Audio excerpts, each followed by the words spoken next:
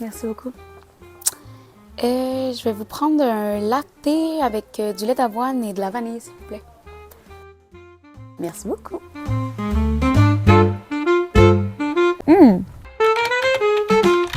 Salut, je m'appelle Ariel Mailloux, j'ai 22 ans et je suis comédienne.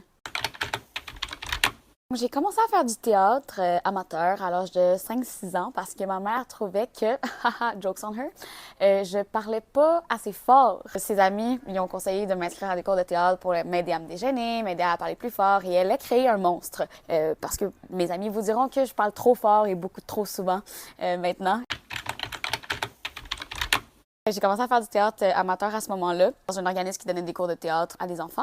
Et puis, à un moment donné, j'ai fini par travailler pour cet organisme-là. Il y avait un de mes collègues de travail qui était aussi un metteur en scène qui m'a passé en audition pour un show de théâtre qui s'appelle Les Indiscrétions publiques. Et puis, ça a été mon premier contrat de théâtre professionnel. Et j'ai rencontré dans ce show de théâtre-là beaucoup de gens qui ont gradué ou qui enseignaient à l'école de théâtre du Cégep de Saint-Hyacinthe et qui m'ont parlé d'à quel point c'était une école extraordinaire, à quel point ça valait la peine de faire ce parcours-là. Mais je me suis laissée convaincre, j'ai fait mes auditions, puis j'ai été acceptée à Saint-Hyacinthe.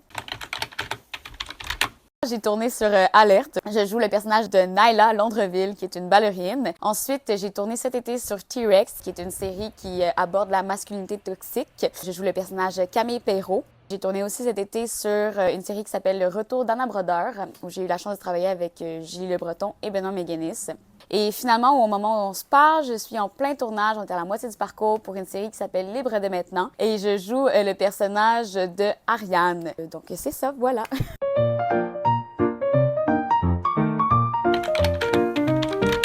Question espresso, je vais déposer mon café. OK. Contact ensemble. C'est mon grand-père qui me disait tout le temps ça. Je dirais mon Emotional Support Water Bottle. Je l'aime parce qu'elle est toute amochée de toutes les fois où je l'ai échappée puis j'ai fait beaucoup trop de bruit avec. J'aimerais vraiment ça, je pense, un film d'horreur.